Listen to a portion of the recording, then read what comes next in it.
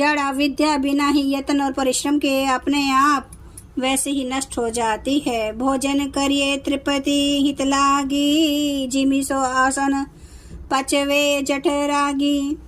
हसी हरि भक्ति सुगम सुखदाई, को असमूढ़ न जाय सोहाई। जैसे भोजन किया तो जाता है तृप्ति के लिए, और उस भोजन को जठराग्नि अपने आप बिना हमारी चेष्टा के पचा डालती है। ऐसी सुगम और परम सुख देने वाली हरि भक्ति जिसे ना सुहावे, ऐसा मूढ़ कौन होगा।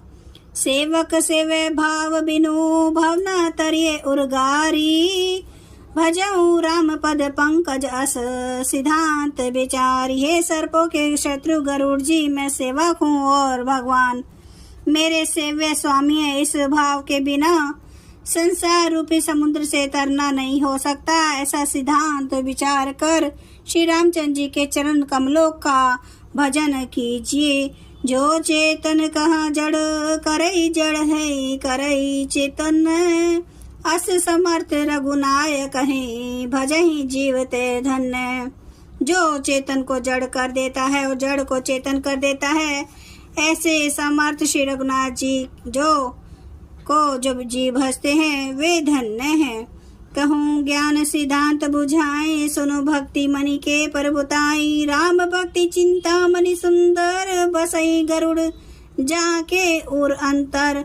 मैंने ज्ञान का सिद्धांत समझा कर कहा, अब भक्ति रूपी मणि की परबुता महिमा सुनिए। श्री राम जी की भक्ति सुंदर चिंता मणि है। हे गरुड़ जी, यह जिसके हृदय के अंदर बसती है। परम प्रकाश रूप दिन राती, नहीं कछु चाहिए दिया धृत बाती। मोह दरिद्र निकट नहीं आवा, लोभ बात नहीं ताही बुझावा। वह दिन रात अपने आप ही परम प्रकाश रूप रहता है, उसको दीपक घी और बत्ती कुछ भी नहीं चाहिए।